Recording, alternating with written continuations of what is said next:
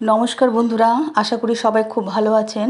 আজকে আমি সন্ধ্যার একটা খুব সুন্দর একটা টিফিন খুব সহজেই বানানো যায় সেই রেসিপি আপনাদের সাথে শেয়ার করব।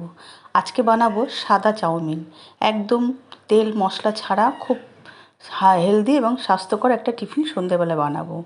আমি এখানে তার জন্যে 4 প্যাকেট চাউমিন নিয়েছি সেদ্ধ করে, ক্যাপসিকাম, আলু, পেঁয়াজ, গাজর সব ভালো করে ধুয়ে পরিমাণ মতন কেটে নিয়েছি। আর একটা ডিম নিয়ে নিয়েছি, 1 বাটি সয়াবিন সেদ্ধ করে নিয়েছি। গ্যাস ধরিয়ে কড়াইটায় 1 ফোঁটা সাদা তেল দিয়ে ডিমটা ভালো করে ভেজে নিয়েছি আর ভেজে ঝুড়ো করে নিয়েছি। ওই কড়াইতে আরও পরিমাণ মতন সাদা তেল দিয়ে গরম করে পেঁয়াজ কুচি, আলু আর গাজরটা দিয়ে 2 মিনিট ভালো করে ভেজে নিয়ে পরিমাণ মতন নুন দিয়ে দেবো।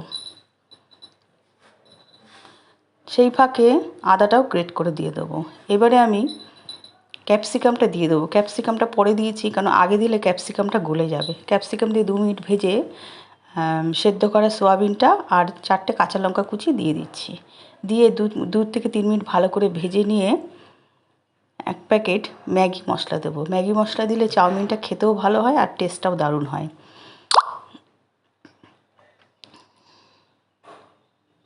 এইভাবে পুরো প্যাকেটটা দিয়ে দেবেন। এবার দিয়ে 2 মিনিট খুব ভালো করে ভেজে নেবেন। ভেজে নেওয়ার পরে যে ডিমটা ভেজে রেখেছি, ঝুরি করে রেখেছিলাম, সেই ডিমটা দিয়ে দিতে হবে।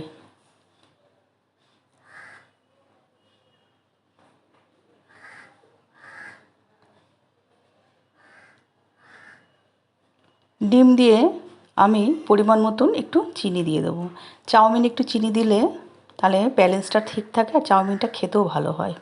এইভাবে 2 মিনিট ভালো করে নাড়িয়ে চাড়িয়ে সেদ্ধ করা চাউমিনটা দিয়ে দিচ্ছি। আপনারা যদি চাউমিনের পরিমাণ বেশি নেন তাহলে সবজির পরিমাণটাও বেশি নেবেন, সয়াবিনটাও বেশি নেবেন।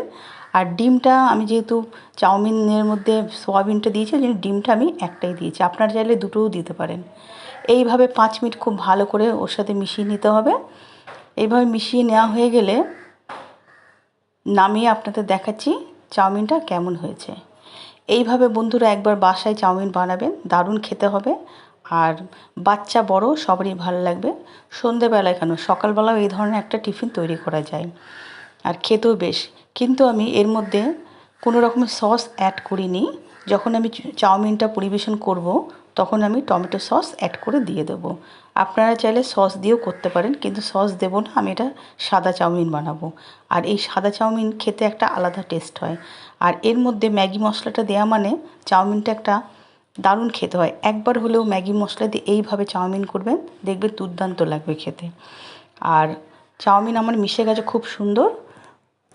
আমি এবার নামিয়ে আপনাদের দেখাচ্ছি কেমন হয়েছে।